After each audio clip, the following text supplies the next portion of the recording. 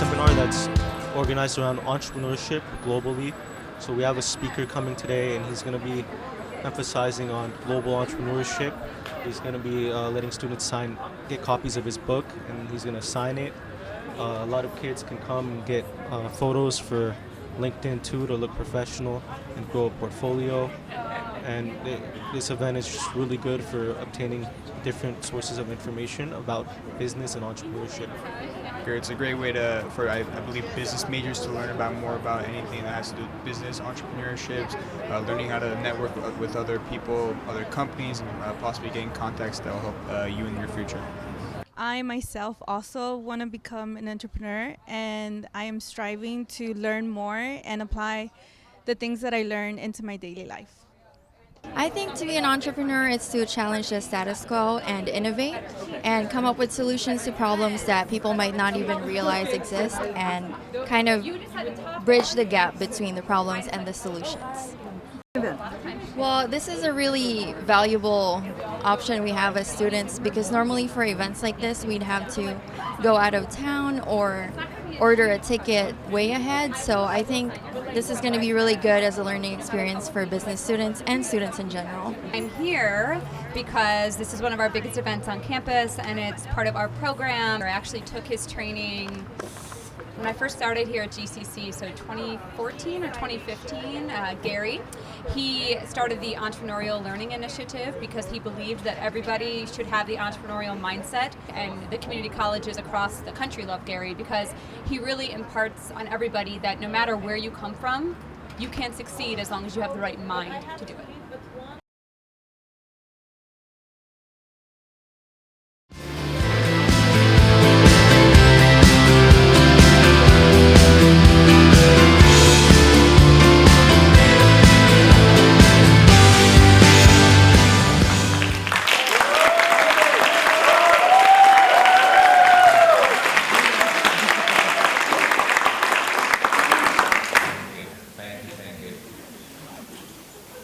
So, what would you like to be when you grow up?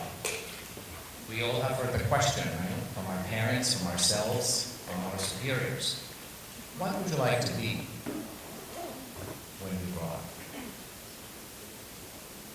It's a big question, and one that you cannot afford to get wrong. Because if you do, all the resources that you have spent, whether it is money, energy, time, education, could go to waste. So you need direction.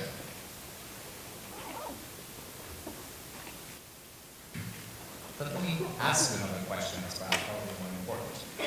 What if I were to tell you that 1/3 of the jobs today did not exist 5 years ago?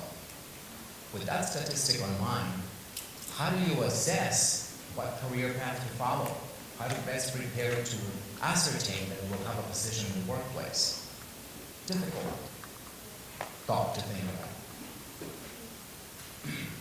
In a world where job tenures are becoming shorter and elusive, where the gig economy is taking over and employees that used to have a full-time job are now replaced by automation or by contractors, right? That's what the gig economy is about, contracting people part-time rather than keeping them as a full-time employee. So how do you compete? How do you stay abreast? How do you stay on top? Who's going to be responsible for your trajectory, your job experience, making sure that we're prepared for what lies ahead? Well, in the end, I can tell you that it's you and only you. You are the only person who's responsible for tracing the path that you need to follow to ensure success.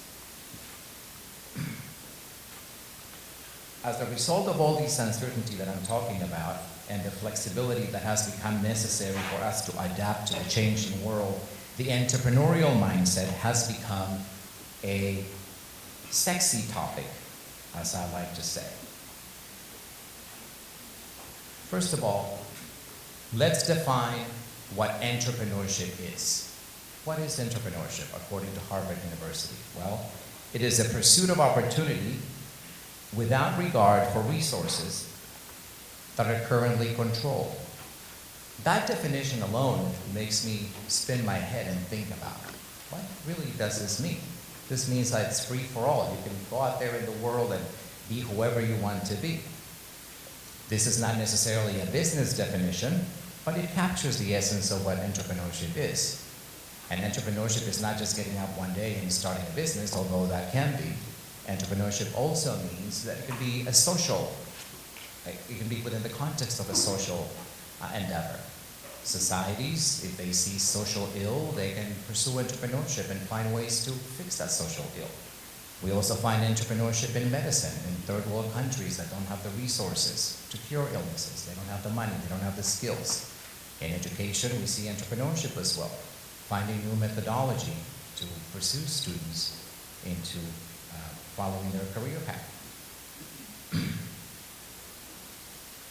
Entrepreneurship is also practiced by all of us every day when we walk into our place of work and our boss tells us to undertake a task and we don't have the resources that we need. So we get crafty and we find a solution. And if we're able to find a solution in a creative way, we are pursuing entrepreneurship. So entrepreneurship happens wherever and whenever someone has a need and he or she finds a creative way to solve the problem. Much of entrepreneurship revolves around a mindset. What that means is a specific way of thinking. An entrepreneurial mindset, some call it the CEO in you. Some call it an opportunistic, or being opportunistic rather, and being your own self-advocate. You become your own marketer of your own self or of your own resources.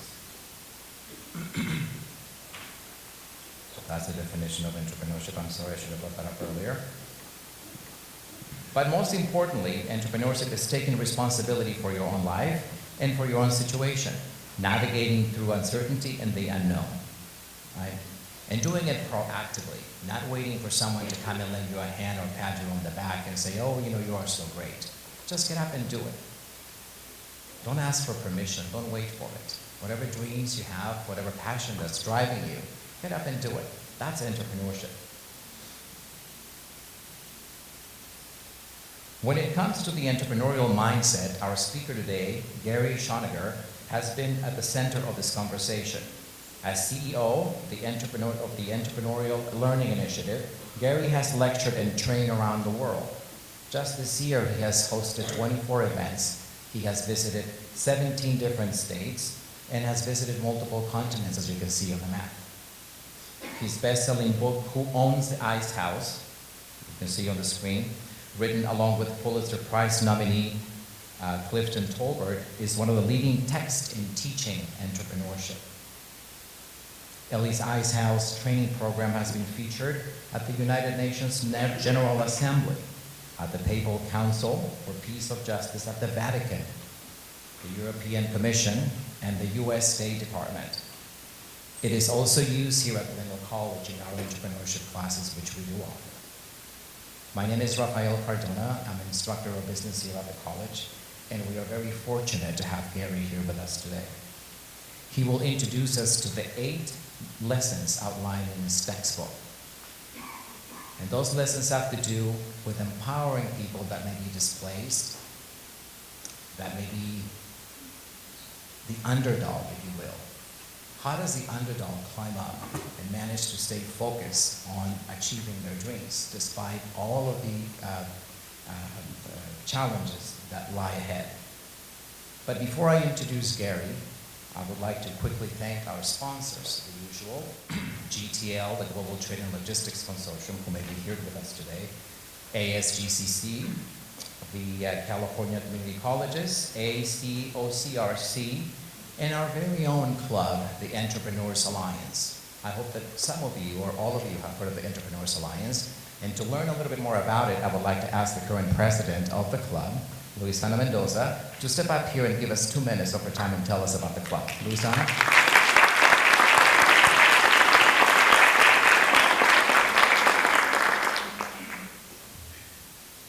Hi everyone, my name is Luisana Mendoza, and I am currently the president of the Entrepreneurial Alliance.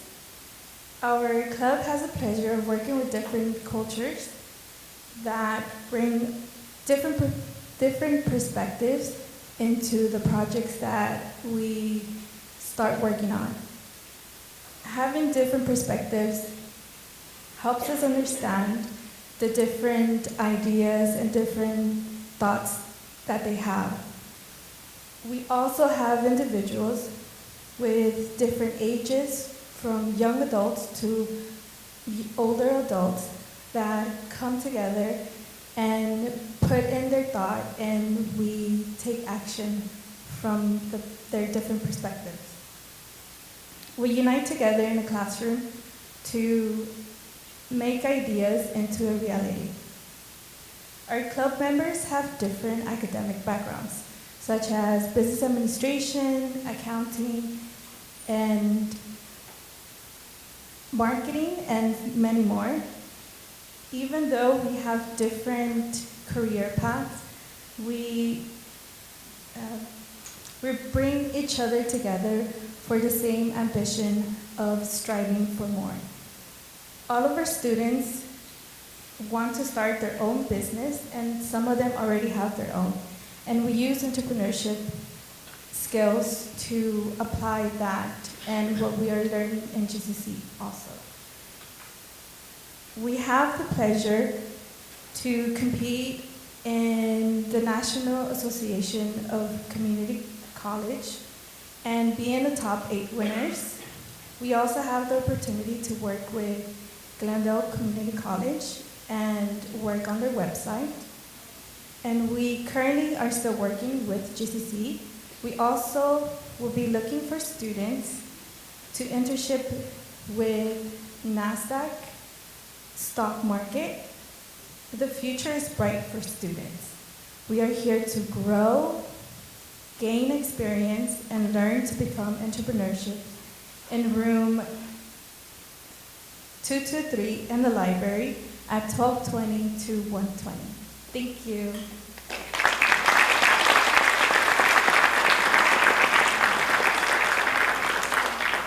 Yeah, so thank you, Luisana. What Luisana is referring to is an amazing opportunity that Glendale College has just learned about. As of last week, NASDAQ, for those of you that don't know, that is the place where the securities are exchanged in New York. Credible, of course, big name. They have partnered with Glendale College to create a series of internships to work helping startup companies. So what the club is going to be doing is going to be looking to scope out talent from many of you, and I urge you to stay tuned to look for our website and GCC's website for application process. We're going to be looking for those of you that are interested in participating in this opportunity. So without any more said, I think I've taken enough time. I would like for us to please welcome Mr. Gary Schoeniger.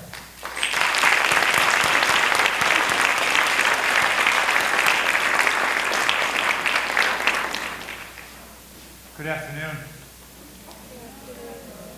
How you guys doing? Good, good. Well, Rafael, I want to thank you for inviting me here. I'm honored, and I didn't know I had so many friends in the audience already. So let me figure out how to switch over to my, I got a couple of slides I want to share with you guys. Let me see if I can figure out how to do that. All right. So what I want to talk to you about today is how underdogs win. This is a subject that I've been fascinated with for more than 25 years, right? So I barely graduated from high school, and I had to learn how to be an entrepreneur in order to survive, right? And I started to become interested. I started to realize that my entrepreneur friends think differently, right? And I'm not really interested in how Mark Zuckerberg does it, or Elon Musk, or Jeff Bezos, because I don't have an IQ of 180. I don't come from a wealthy family. I'm not at Stanford, right? I wanted to understand how people who have no particular advantage in life manage to rise up and create meaning and prosperity in their lives. And I chose those words very, very deliberately, because you can't have one without the other. You understand? If you set out to make a lot of money and that's all you care about, you're going to probably not have a sense of meaning and purpose in your life. So what I wanted to understand is how underdogs win. How do they rise above those circumstances to create meaning and prosperity in their lives? Anybody want to know the answer to that question? It's kind of a cool question, isn't it? And I think half the trick to life is like not, is coming up with the right questions to ask. And so this question took me on a journey. I started on this journey in 1991, right? Half of you guys weren't even born yet. And I started on this quest to try to figure this out. Like, how do they manage to do it, right? How do they rise up? How do they overcome how do they see the opportunity that the rest of us don't see? Right? They got some kind of magical thinking or something. How do they do that? And then how do they overcome all the barriers? Where do they get the resources? And more importantly, where do they get the resilience to keep getting up every day and get after it? Right? Where does that come from? Is that something we either have or you don't? What's that all about, right? And so what I figured out really quickly is, like these underdogs, they're all entrepreneurial in some way. They don't necessarily own a business, but they're entrepreneurial. Right? And I'll define what that means. I'll talk about what that means. So, I became fascinated with this idea. I started by reading biographies of like famous entrepreneurs. I didn't know where to start, right? And then I started talking to my friends that own businesses, and I started talking to my friends' parents, right? I had a friend whose dad was like an Italian immigrant, and he came over here with nothing, had a second shift factory job, saved every penny, started mowing lawns on the side during the day, went to his second shift job, and built this like empire, right? Like, how does that keep happening? Because you all heard that story, right? Half of you, you probably come from families of that story. Right? People show up here in this country, immigrants show up here, they got nothing, they can't speak the language, they got $100 in their pocket, and if they're lucky, and 20 years later their kids are going to Ivy League schools. How does that keep happening? What is up with that? Right? And they're not all immigrants, I don't mean to imply that, so I went on this journey and I started interviewing all these underdogs. And I could sit here all day and I could tell you story after story after story, amazing stories, right, that look something like that. Maybe I'll give you a couple of examples. I met a blind guy named Jim Stovall who started a television company that would allow blind people to watch television with their ears. Right? And he figured this out after he went blind at 29 years old. Did he write a business plan and go out and raise money to do this? No. He went to Radio Shack and he bought himself a $75 tape recorder. And he had someone loan him a television with a VCR thing in it, right? You guys don't know what a VCR is, do you? Okay? All right, good, good. And he went into a broom closet. This is a blind guy, you understand. He went into a broom closet that was lined with life jackets. And somebody took the doorknob off the broom closet because they have no way to let him know to start talking. So they had to poke him in the ribs with a broom through the hole in the door. Right? And he created this thing called Narrative Television Network. He won an Emmy for technological advancement in television. He said, nobody knows less about television technology than I do. I went to Washington, D.C. I met a lady named Dawn Halfaker.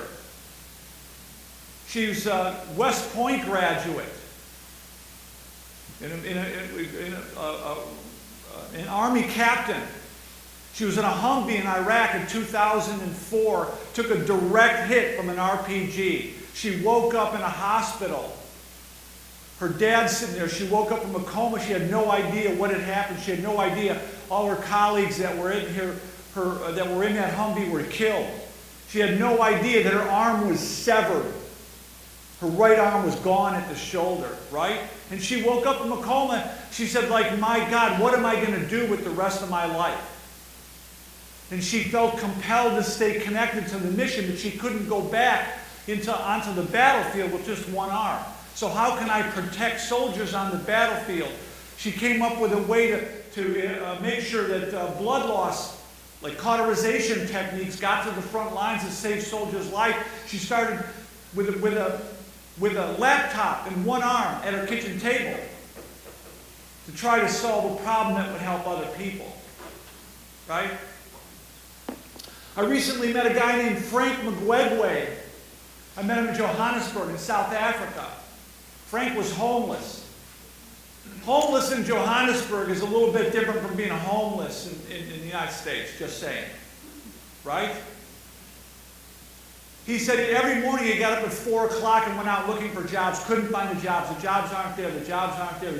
You know, he said he was living in a train station, trying to wash his clothes in his hands, wash himself up in the train station.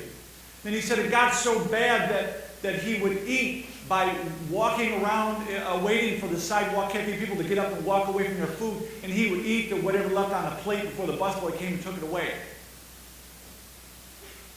And a lady saw him do this, a street vendor named Evelyn, and she was selling little packages of vegetables on the street corner. And she said, "Why don't you come to my house at night, and you can help me package the vegetables, and I'll give you a meal." And so he went to her house every night because he had nothing else to do. And then he said to her, "Evelyn, why don't you let me sell some of these vegetables?"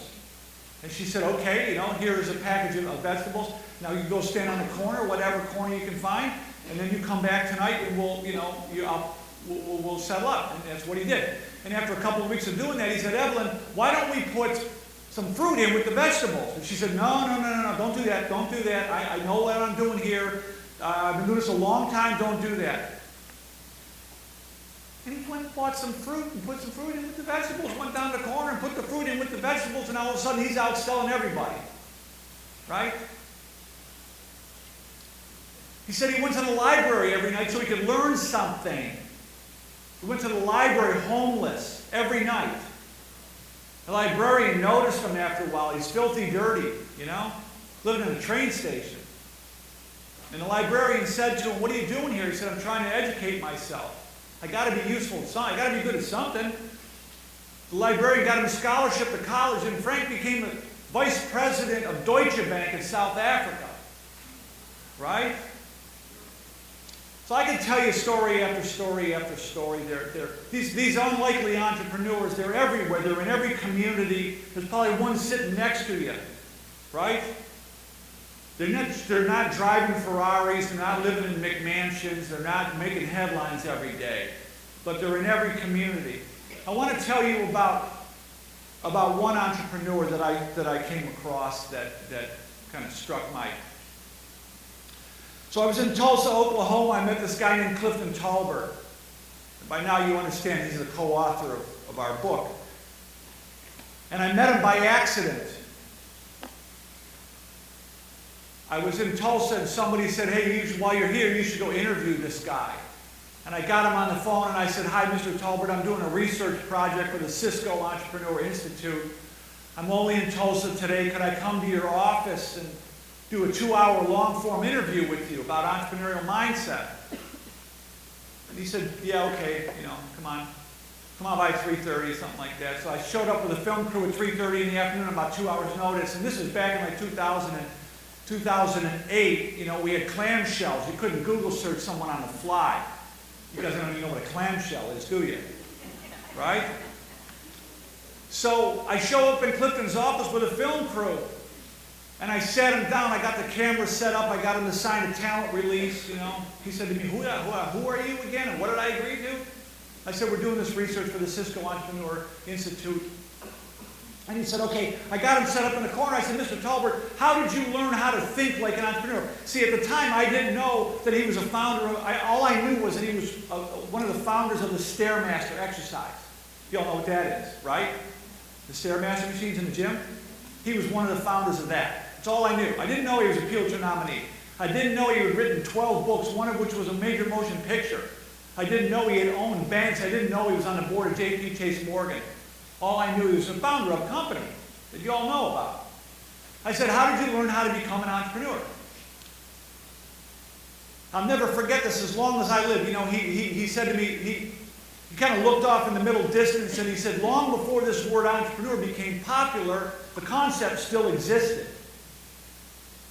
And he said he was born in this poor cotton community in 1945 in the Jim Crow South, in a little town called Glen Allen, Mississippi. He was born to a teenage mother, didn't know a father. And he said the work for people that looked like me was in the fields.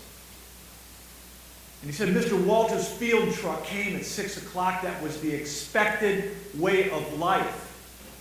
And you got on the field truck and you filled up a sack with cotton, and that was the work. That's what was there. He said all you could see in every direction was a cotton field. Right? So you got this little boy. Since he was 5 years old, he was expected to work in the cotton fields.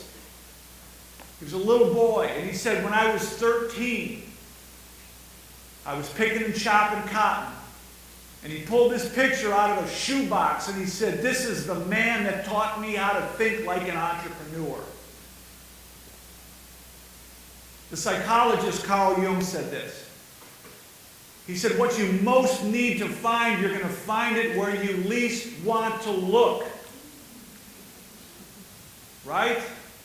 He pulled this picture out of a shoebox and the hair on the back of my neck stood straight up. I looked around at the camera guy. I said, you got this? Is the camera rolling? Your stuff's working, right? I was like, just got the feeling something's about to unfold here. And he started to tell me about his Uncle Cleve, right? He said, when I was a 13-year-old boy, this man, my Uncle Cleve, asked me to come and work with him at the ice house, and this is the man that taught me how to think like an entrepreneur. I said, well, what was he teaching you? He said, well, you know what? He said he drove right past my house in the morning, wouldn't pick me up. I had to walk 2 miles to get to the ice house. He said, it's your job to get yourself there. I'll take you home. Right? You can only be late twice. You get one Orange Crush in the morning and you get one in the afternoon, and that's it. He said he would drive me home in the afternoon, in the evening, and he would say, you see them guys hanging out in front of the juke joints? Drinking and playing cards and carrying on? He said they're having all the fun they're ever going to have right now. Right?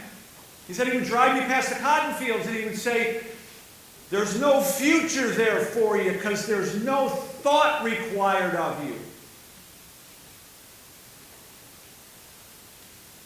He told me about the way his uncle was treated. He said, no one in my community banked. The whole concept of banking, of taking money to the bank, was a totally foreign concept. Nobody had enough money to put in the bank. They had a couple extra bucks they shoved under a mattress. Right? They weren't allowed in the bank. He said every 2 weeks I went with my Uncle Cleve to Jefferson, to the next town that had a bank. And we walked in the bank. We had to go in the back door. But we walked in the bank and I watched he's a little boy, right? 13-year-old boy. Walking into this big intimidating institution where they're not welcome. They had to go in the back door and he watched his uncle pull his passbook. Now I know you don't know what that is. You do. Right? He watched the transaction happen in the bank and out he walked. And his uncle just walked right on out. He wasn't cocky. He wasn't, putting in anybody's face. He said, I observed my uncle. He said he wasn't always treated fairly, you understand? But he treated everybody fairly. Right? He had his own code of conduct that he lived by. He didn't let other people dictate his code of conduct. So it took me about a year, but I convinced Clifton that we were going to write a book together, which you all are familiar with now. The Ice House book. You guys all got a copy of that? I think we got a few copies left over. We could, after the talk, we can figure out how to connect with you if you still want it, if you're interested. So we wrote this book called Who Owns the Ice House? And there's 8 life lessons that we distilled from hundreds and hundreds of interviews from underdogs. Right? I interviewed entrepreneurs in Argentina and Bogota, in Buenos Aires and Bogota, and Belo Horizonte in Brazil, and Medellin, and Mexico City, all over the Latin America, North America, Canada, Europe, South Africa. The story's the same. The story is the same. And I started interviewing these entrepreneurs, right? And at first, if you try this yourself, right? You should get a friend, you should try this yourself. I'm not making this up. How many of you guys are in business school? Right? Try this. Get a buddy and go interview 10 entrepreneurs on your iPhone. Just do it on your iPhone, right? Because you're going to hear 10 different crazy stories, right? And they're not straight linear stories. They're all around and they're a snarled up little mess, you know? I didn't know what to make of these stories at the beginning, but over time I started to recognize patterns. I started to recognize patterns in their language. I started to recognize patterns in their beliefs, in their logic, right? I started to see the same logic coming up, the same language, the same behavior. I started noticing common elements even in their motivation, right? And I also started to notice common elements in their circumstances, right? And what I came to realize is that their adversity became part of their advantage, right? And I'll talk more about that at the end of my talk, and then let's just leave that right there for now. So what I'd like to do, you know, the book, the Ice House book, was translated into a course. We got some initial funding from the Kauffman Foundation in Kansas City. We created the Ice House Entrepreneurship Program that's being taught in middle schools, high schools, colleges, universities, postdoctoral seminars, workforce development, re-entry programs, professional development programs all over the world, right? Uncle Clee, people are learning about the entrepreneurial mindset from the perspective of Uncle Clee.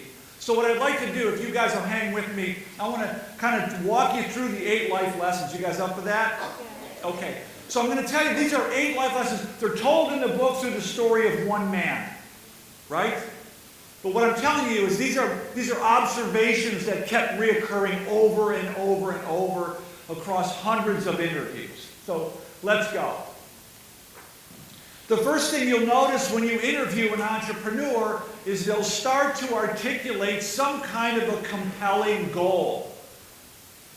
There's something on the horizon that resonates with them, that they're trying to get to. Right? That doesn't sound all that remarkable, does it?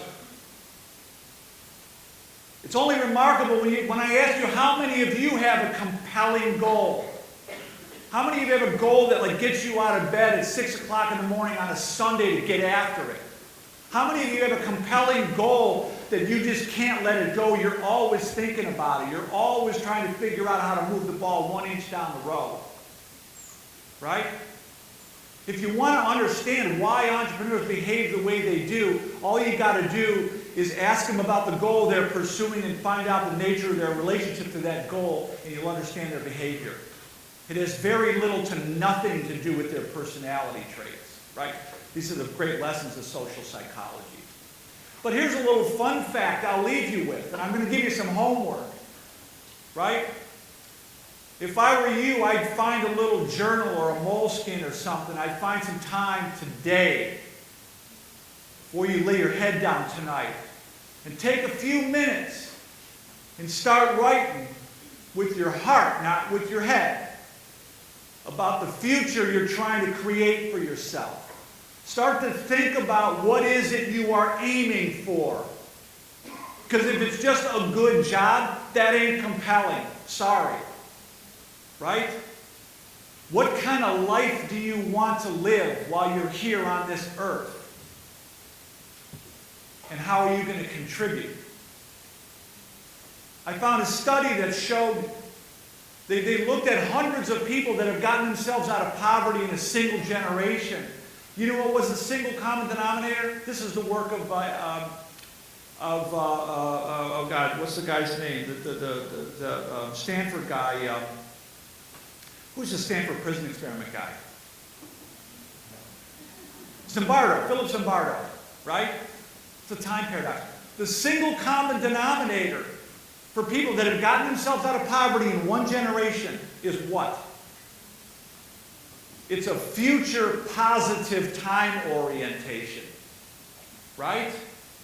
What the entrepreneur is tapping into, I think this is my water here. What the entrepreneur is tapping into with a compelling goal is a compelling future, right? And that allows them to break from the past, you understand?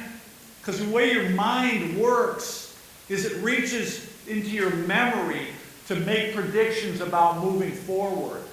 So we get stuck being who we've always been, and we never get to be who we could be because we don't have a compelling goal.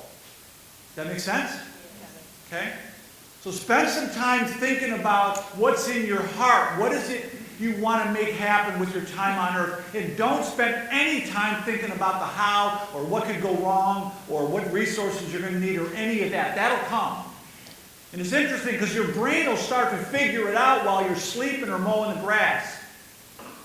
Right? Start thinking about and journaling about the life you want to create. If you want to dig into the research around that, I highly recommend it. All right.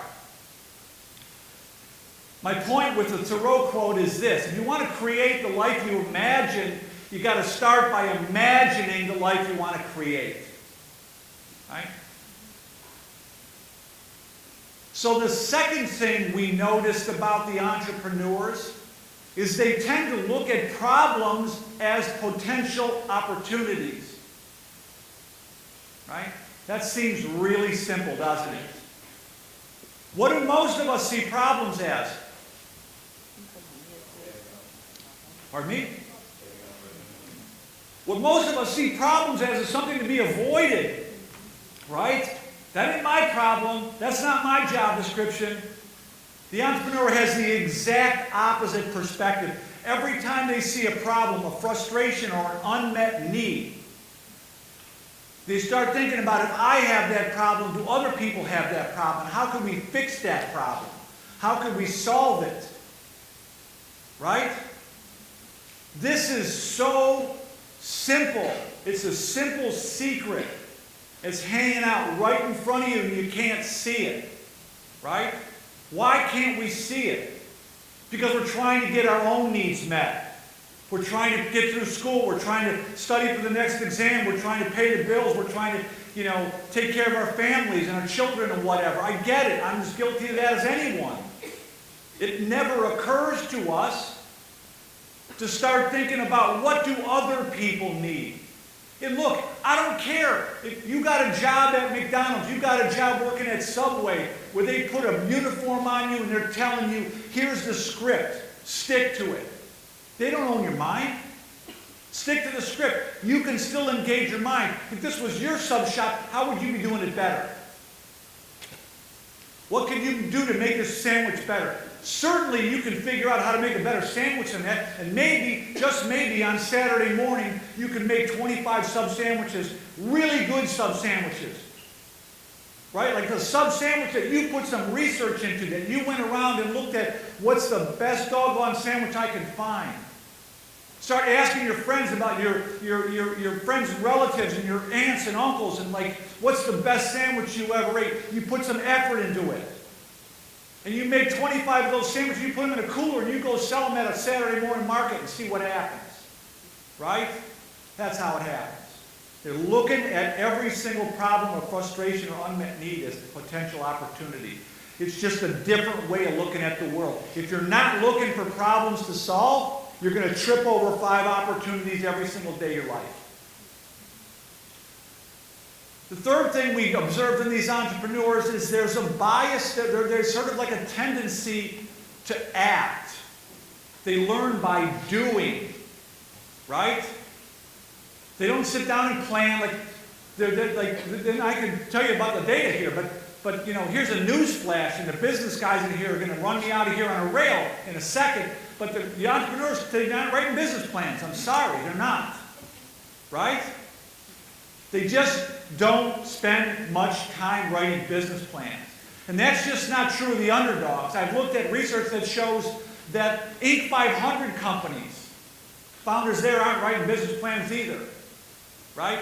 There's a bias towards action, right? They learn by doing. Here's what that looks like. Let me explain this to you. It's an interesting phenomenon, right? Because what you're trying to do is you're trying to find a way. What do entrepreneurs do? What does lesson 2, choice, tell us, right? About opportunities. Why are you all here today in school? You're here because you're trying to figure out how to make yourself useful to other humans. Right? No one ever told you that, did they? They told you you're here to get a degree. The degree ain't the whole thing, man. You got to figure out how to make yourself useful. You got to figure out you got something inside of you, that's unique to you. That was your gift that you got, and that's why you came here. And it's your job to figure out how to use that gift to make yourself useful to other humans. Right? That's what entrepreneurs figured out. The more useful you become, the better off you're going to be. Now let me ask you this. What's stopping you from making yourself more useful to more people? What? Money. Money's stopping you. You don't need money to figure out how to make yourself useful. Right? You need to go out and start talking to people, figure out what they want and need, and help them get it. Right? And this brings me to the third thing we've observed, is the entrepreneurs tend to be experimenters. And so the people that tend to, that try to help the entrepreneur, they tell them, hey, slow down. You've got to figure everything out before you go. And that's well-intentioned, but it's horrible advice. Right? Most of us have been taught one way to think. We've been taught, figure it all out and then do it. Which is really, really good advice when the cost of failure is high. Right? So if you're going to run across the freeway, you should figure it all out before you do it, because the cost of failure is really high. Right? That's really good advice when the opportunity you're pursuing is known and quantifiable. But it's horrible advice when the opportunity you're pursuing is invisible, it's latent. Meaning that it's present, but it's not visible. Right? So let's use Howard Schultz for an example. You all know who that is, don't you? It's a Starbucks guy, right? The guy that founded Starbucks in late 1970s. Right? No one is filling out surveys saying, you know, my life would be complete if I just had a $5 latte.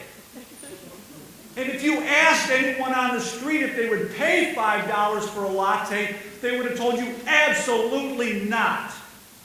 Right? Because coffee was 75 cents. And by the way, coffee consumption in the United States was in a steep decline. So no business school professor worth his salt would have looked at a business plan and said, this is a good idea.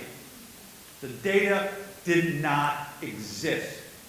And what the entrepreneurs do is they figure out how to reduce the cost of failure through micro-experimentation.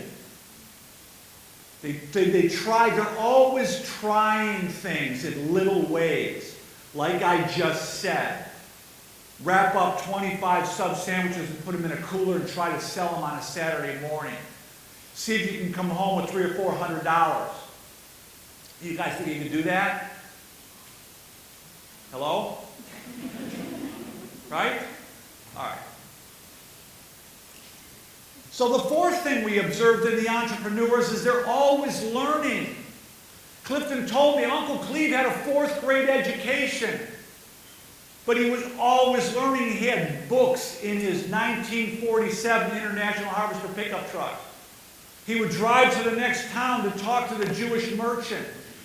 right? He was always engaging his mind and figuring out what other people need. He didn't just own the ice house, you understand. He was fixing high-dollar cars. He got his hands on the manuals, on the owner's manuals. He figured out how to fix cars. He figured out how to sell coal and firewood in the colder months in the winter, right? And he saved all his money. You know, Clifton said his pants and knees were going in his pants, but he had money in the bank. He wasn't trying to wear it on his sleeve. He used his money. He invested his time and his thought and his resources. He didn't spend it. He bought rental properties, right? He said this little empire thing. I mean, it wasn't an empire by our standards, but he had control of his life. He's always learning. We observe this in entrepreneurs. And here, you know, Rafael and I and others, and Rob and I have had these conversations today. Like, you know, what we see in the entrepreneurs, they're learning, but they ain't all sitting in classrooms learning. They got Audible going while they're mowing the lawn. They're watching YouTube videos. They're creating like learning networks, right? They're always learning.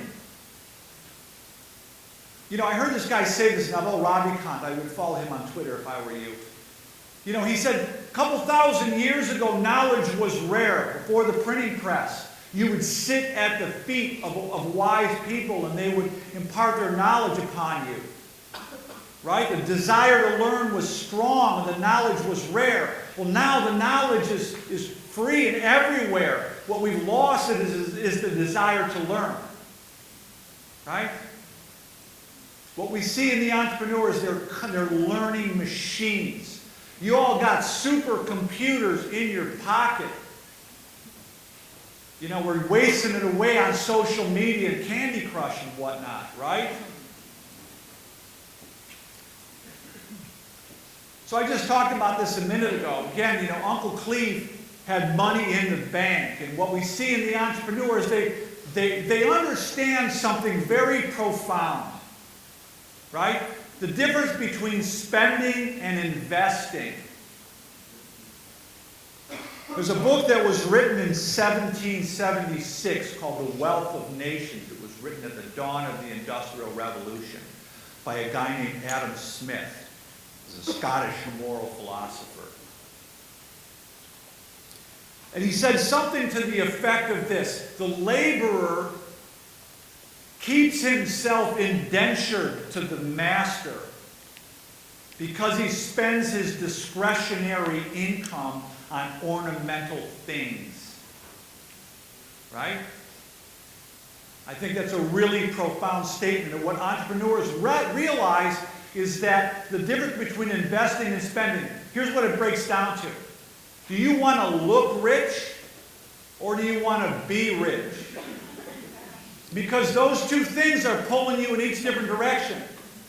So you better figure that out right now. I interviewed an entrepreneur named Keith Coco. Came from inner city Cleveland, right? He got shot in the leg on his way to school one day. He pulled a bullet out of his leg with a pocket knife. He was worried his parents were going to be upset because now he's got a hole in his jeans. Right? So, this guy saved every nickel he could muster. And he said, I was working in a day job, and I would drive into my job. He said, he worked his way up in this company. He managed 300 people in his factory. And he said, I rolled in a $500 clunker. And people 3 levels below me in the company rolled in a brand new car. That takes some understanding of who you are to be able to do that. Right? But he had a vision. He had a compelling vision. And see, the point is this. Let's go back to the first idea. If you don't have a compelling vision, why not go buy the BMW? Right? Think about what happens to us in the absence of a compelling vision. We might as well spend our days on social media. We might as well spend our days screwing around with our buddies. Right? It's the absence of a compelling vision. We got no direction. What do you guys know what U2 is, the band U2, right? Okay, I'm cool. There's a song in which Bono said, like, you're on the road, but you got no destination, right? It's a beautiful day.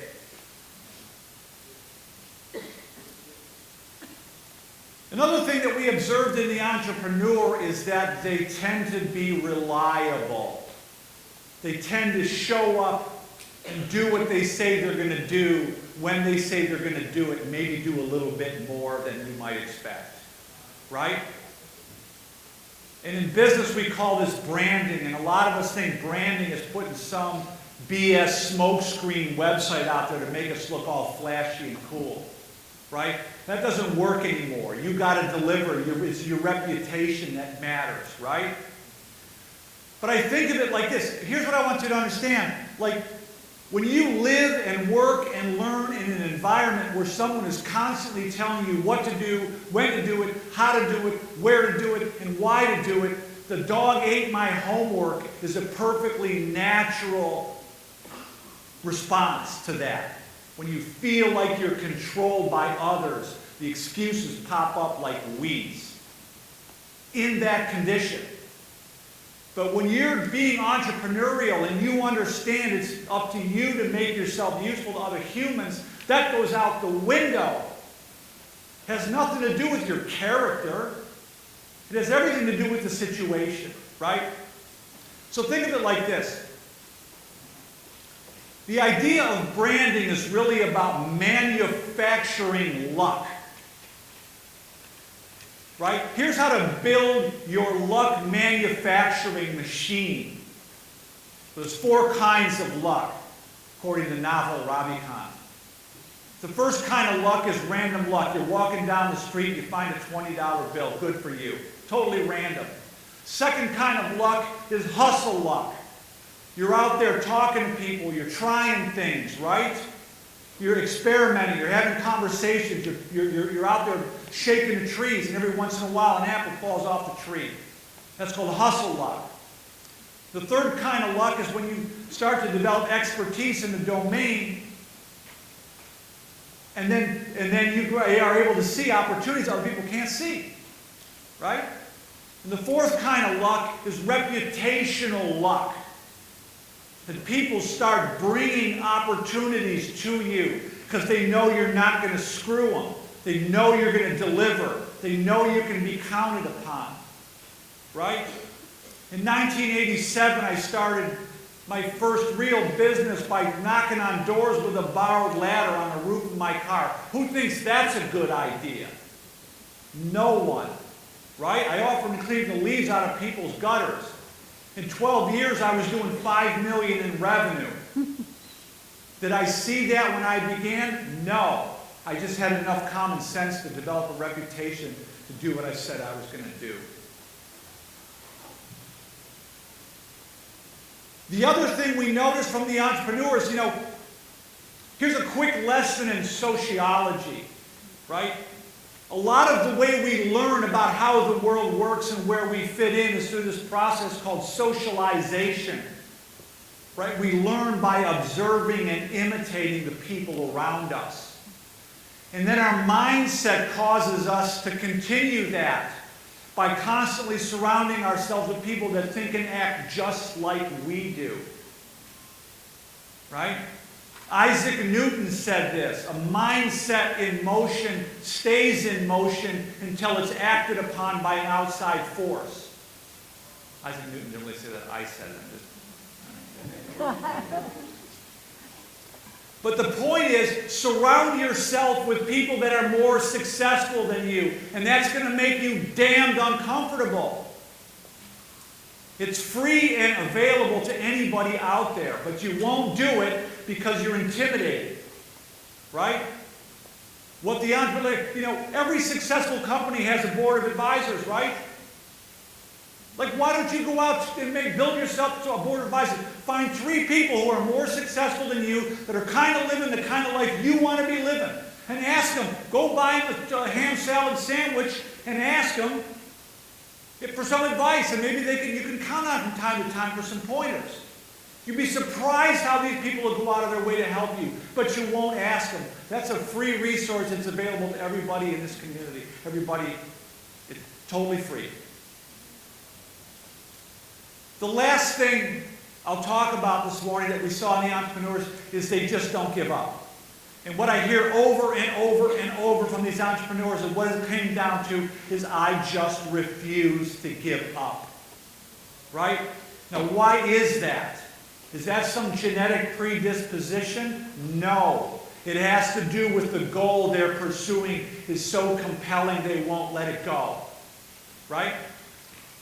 The ability to persist is called, the technical term for that is called resilience.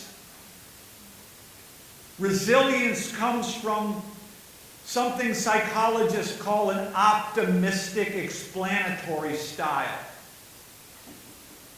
You didn't know you had an explanatory style, did you? That's a fancy word for self-talk. So what's the story you tell yourself? Especially, what's the story you tell yourself when you get yourself into a jam or when things don't go your way? What's the story you tell yourself? If you've got a pessimistic explanatory style, you're going to tell yourself, oh, this always happens to me. Right? You're going to tell yourself this is permanent, this is pervasive, and this is personal.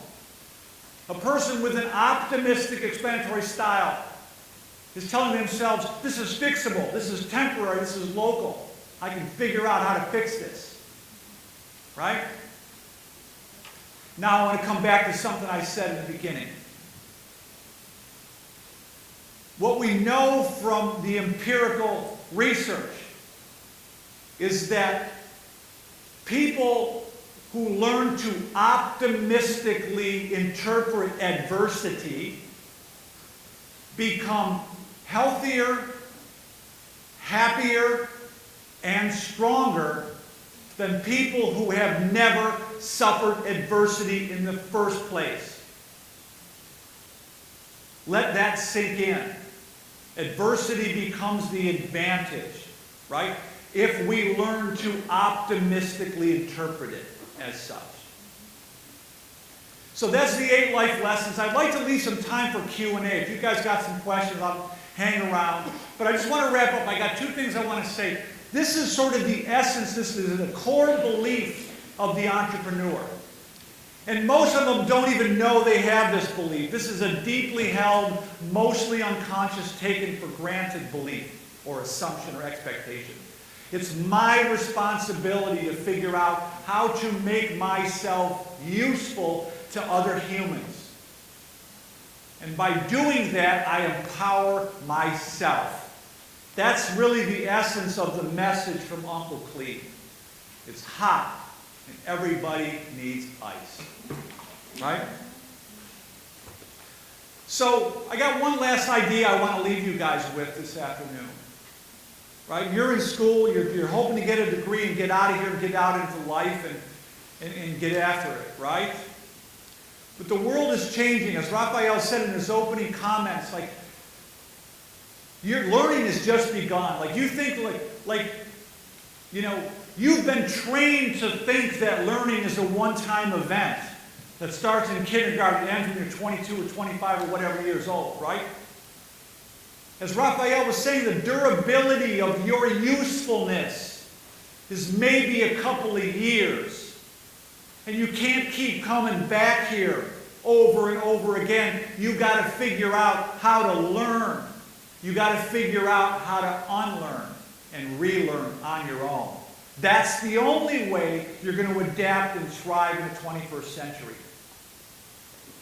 The entrepreneurial mindset will not only enable you to adapt and thrive, but it will also empower you to make a meaningful contribution to your organizations, to the communities and societies you inhabit. So thank you very much for the opportunity to present these ideas to you guys.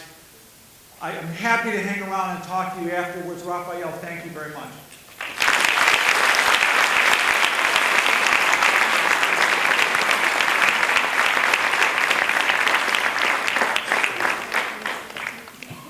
I am so moved and so honored and so inspired myself with the words that you just spoke. And I am grateful for your presence here today. So thank you again. Thank you.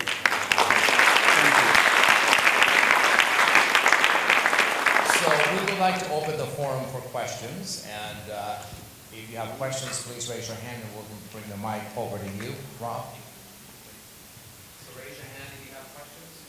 For people who are trying to open multiple businesses, like I get different advice from a lot of different people. Like some people say, you know, stick to one thing, master that, and then move on to the next one. And some people say, you know, work with what you have right now and just go for it. So I guess I just wanted to know what's your take on that, or.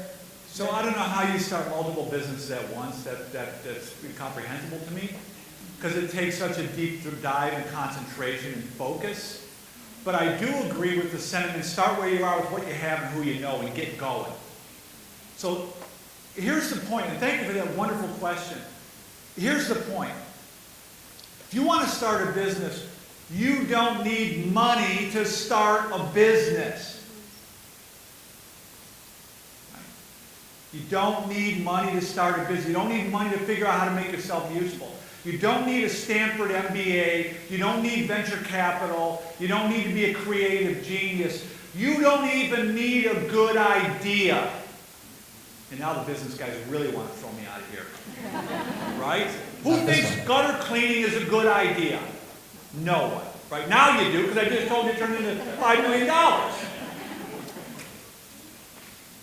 You don't even need a good idea. What you need to do is you need to start looking for problems to solve. Start selling sandwiches out of the trunk of your car. You don't know where it's going to lead. But you start developing that muscle that enables you to start zoning in. Well, people don't like this sandwich, they like that one. They start asking me, do you have that kind of sandwich? No, I don't, but I heard that 5 times today, so maybe I'm going to figure out how to make that sandwich. Right? That's how to do it. To just get started. Start looking for problems to solve. Thank you for that. Good afternoon. My name is Sam Reynolds. I'm with the El Vaquero newspaper. As a college student, here we make a lot of friends and whatnot, and it's, like you said, it's good to have people around you that have the same mindset. But I understand that at sometimes some people might have a little bit of loss when it comes to motivation, if that makes any sense. So I guess my question would be, how would you keep the right people around you in your circle when things get tough? So when things get tough, whoever's still with you is the right people to be with you, right? But let me come back to something you said a second ago about motivation. They lost the motivation, right?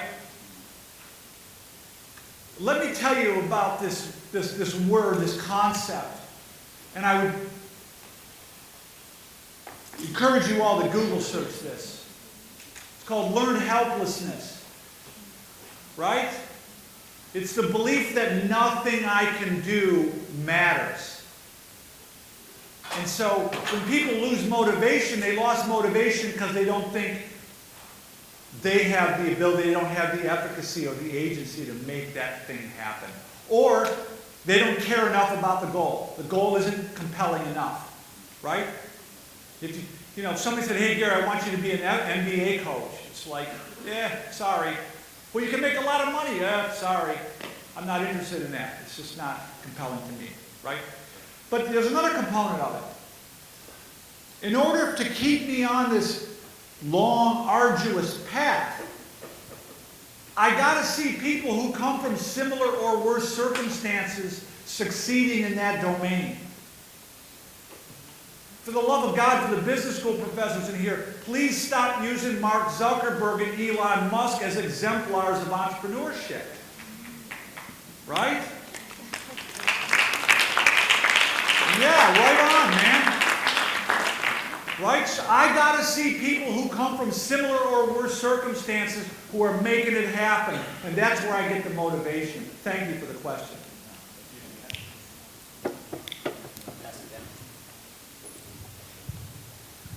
Hello.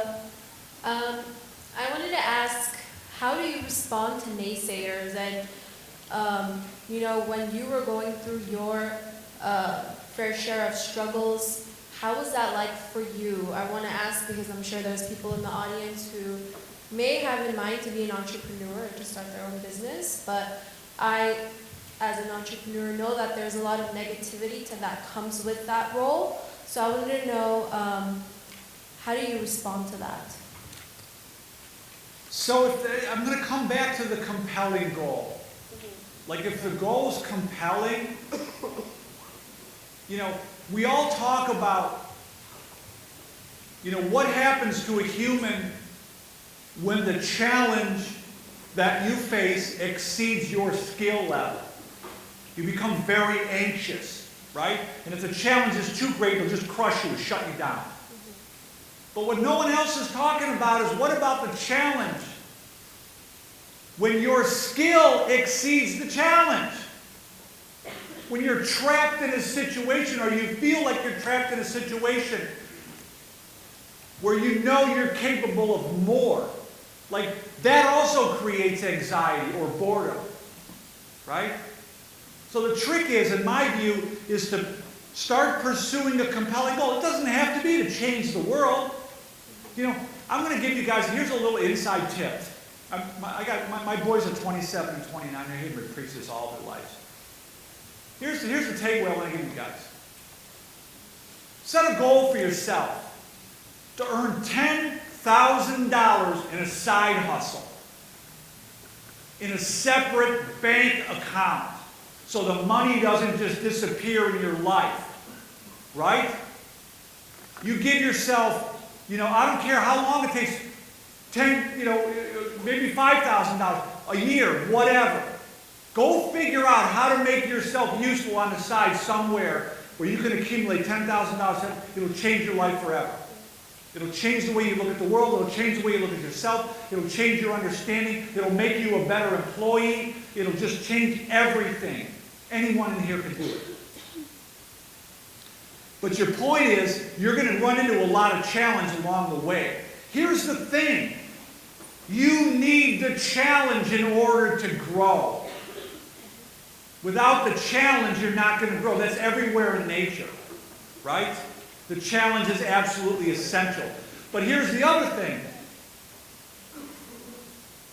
Our bodies and our minds, physiologically and psychologically, respond different. Same level of stress imposed by others is received differently than stress that is self-imposed. Isn't that interesting? Thank you. Hello, I know you said that you don't need money to start business, and throughout my whole life I was told that you need money. Like, for example, I have an account with Shopify, and I pay like $29 a month for that, and then of course like products, and I'm trying to figure out what you mean that you don't need money to have a business. If you can elaborate on that more, please. I'd be happy to. Thank you. Here's what I meant by that. My observation of the entrepreneurs is like they tend to start where they are with what they have and who they know, right? And okay, so maybe you need $50, maybe you need $100. But the point is, the entrepreneurs behave like detectives. They're experimenting. They're not making these big investments and then hoping it works. They're coming up, you buy something for $20 and see if someone will pay $30, or you could add some value to it, just on a really small scale, and you build from there. I borrowed the ladder to put on the roof of my car because I didn't have the money to buy a ladder. I made $100 my first day. 1987, that was okay. Right? I went out and did it the next day, and then people started seeing like, hey, this is broken, can you fix this? That's broken, my porch floor is wide, can you fix that? And it just started to go. 12 years later, I was building $5 million houses. Right? You just start figuring out something that people need. And you know what? I'm not saying like go buy something from China and sell it on eBay, like, all these BS things about passive income streams. Like, figure out something that you feel passionate about, that resonates with you, that makes you happy doing. And start small. Start where you are with what you have. Does that make sense? Okay.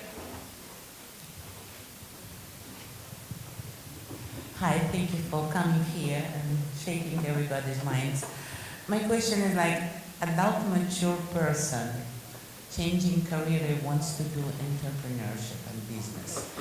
What's the basic legal documents, sets, or knowledge you can recommend us today in a short brief case? So we will be fully equipped legitimately? I have no idea. I really, my focus is on the entrepreneurial mindset. I really don't get into the technical aspects of permits and the legalities. I mean, But did you have to go through that yourself in your yes. I mean, I started, when I started knocking on doors, like the police stopped me on the third day and said, you need a permit. Oh, okay. What you find out as an entrepreneur, you have to wind up begging for forgiveness rather than asking for permission. Good point. Right? Somebody taught you, or you got your attorney, or got your legal advisor? I figured it out. I mean, just like you figure, it's called just-in-time learning. Just-in-time learning. Thank you. I mean, That makes me hopefully, feel so much relieved. Yeah. There was a question back there also, but 1 second, we'll get back to you. Hi, how are you doing today? I'm fabulous. You're Monica, right? Yes. Okay, I remember you. So, yes. So I have a question about fear. So Fear? Fear. So Yeah. it kind of goes back to what she was saying. I really like the question that the young lady over there asked. Yep. So if I may, if I can tell you just a really quick story. Absolutely. It's going to just kind of go around full circle. So when I was 15, I was really poor growing up. And so I used to have to walk sometimes, without exaggerating, from the Hollywood cemetery all the way to the valley to go to school. And so when my mom would have money to give me money for the bus, I thought to myself one day, because that was around the time, I'm 30, that was around the time where they had closed down. They weren't allowing the high schools to sell candies and snacks anymore, right, junk food. So I brought a bag of chip one day to school and somebody asked me to sell it to them. I bought 50 cents, I sold it to them for like $1.50, gained $1. So with that $1 that I had that day, I thought to myself, I'm gonna go to the 99-cent store. So long story short, in 1 week I made $4 profit. The next week I made $50. And then within a month I was making $500 profits a week. It was illegal, but I felt like I was a hard worker. Called a side hustle. Yeah. But coming back to what she was saying, now I want you guys to be honest and raise your hand. To a lot of you, is $1 a lot of money, or it's like nothing, right? You guys would probably spend $1, probably give it to anybody. But when I was 15, $1 meant it was either I was gonna have to walk almost 15 miles to work, to school, or I had to risk, right? I had to, it was that $1 fear. gave you 2 extra hours in a day. Yeah, so it's like, it was that fear. So I agreed with a lot of the points that you were saying, where a lot of people wake up every day and they have a goal, but sometimes there's that fear. And I think that you touched about it briefly, so my question to you is, what advice do you have to go over that fear? Because now that I'm older, I work at Trader Joe's, I feel like I've almost lost that courage to get over that fear again. So what's your advice on that? Okay. Because you do need money, but what is your advice in losing the fear to being willing to lose that money? Yeah, it's a really good question, Monica. So I'm going to answer it in 2 ways. The first way you overcome the fear is by reducing the experiment, right? You're not taking a big leap, you're just going to reduce the experiment to the smallest little, that's how you sort of coax yourself out of your comfort zone. You don't leap out of your comfort zone, you just step outside of it a little bit, right? But the psychologist Albert Bandura at Stanford, there's 4 things. So the broader implications of what you're asking, Monica, are like, how do we move from a helpless orientation to a mastery orientation, right? And we're all somewhere on that spectrum in any given situation. And so what we need in order to move the needle there, Monica, is we need 4 things. We need to feel the bat hit the ball once, and you already did that. You know it's possible, right?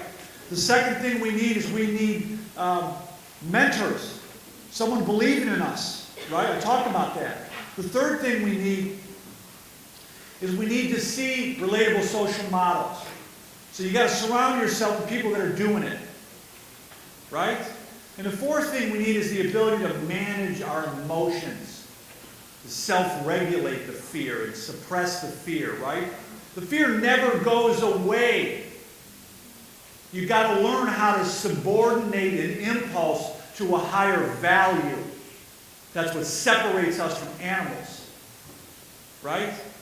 So the higher value is what? It's the compelling goal. It's a fabulous question, Monica. Thank you. Okay, we have time for one more question. Well, she's got a question here. She had a hand up.